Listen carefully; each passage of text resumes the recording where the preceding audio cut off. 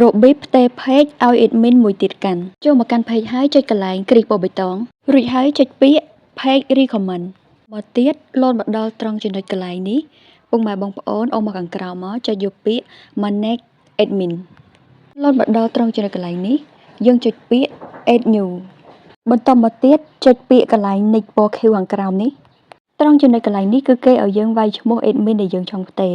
តែខ្ញុំដាក់ link admin ហ្នឹងក៏បានដែរពុកម៉ែបងប្អូនបើយើង search ឈ្មោះអត់ឃើញទេដាក់ link account ហើយបន្ទាប់មកយើងលុបចេញទាំងអស់យើងវាយឈ្មោះ admin ដែលចង់ផ្ទេរមកគឺ load ឲ្យឃើញភ្លាមតែម្ដងនេះឈ្មោះ admin ឃើញហើយចុចលើឈ្មោះ admin ដែលយើងចង់ដាក់ហ្នឹងមកត្រង់ចំណុចកន្លែងនេះពិតជាសំខាន់តើតើយើងចុចបើក queue បាន admin ហ្នឹងគ្រប់គ្រង page ហ្នឹងបានពេលដែលចុចបើករួចហើយចុចពាក្យ queue នៅខាងក្រោម give access នេះលោតមកដល់ត្រង់ចំណុចកន្លែងនេះគឺគេឲ្យយើងវាយ password admin ដែលកាន់ page មុនណាពុកម៉ែបងប្អូនបើយើងភ្លេច password admin គឺយើងមិនអាចផ្ទេរ page ហ្នឹងបានទេតើតើយើងចងចាំឬក៏កត់ទុកក្នុងសភៅពេលដែលយើងបំពេញ password រួចហើយចុចកន្លែង queue ខាងក្រោមនេះដើម្បីបន្តទៅមុខទៀតត្រង់ចំណុចកន្លែងនេះ Facebook ឲ្យយើងវាយលេខកូដដែលបានផ្ញើសារមក6ខ្ទង់ account admin ហ្នឹងខ្ញុំបង្កើតលេខទូរស័ព្ទពុកម៉ែបងប្អូនអញ្ចឹង Facebook ផ្ញើមកកាន់លេខទូរស័ព្ទកម្មវិធី WhatsApp អញ្ចឹងកម្មវិធីហ្នឹងគឺយើងបង្កើតសិនបានអាចផ្ទេរ admin នឹងបាននេះ Facebook បានផ្ញើមកខ្ញុំហើយខ្ញុំវាយលេខកូដនឹងសិន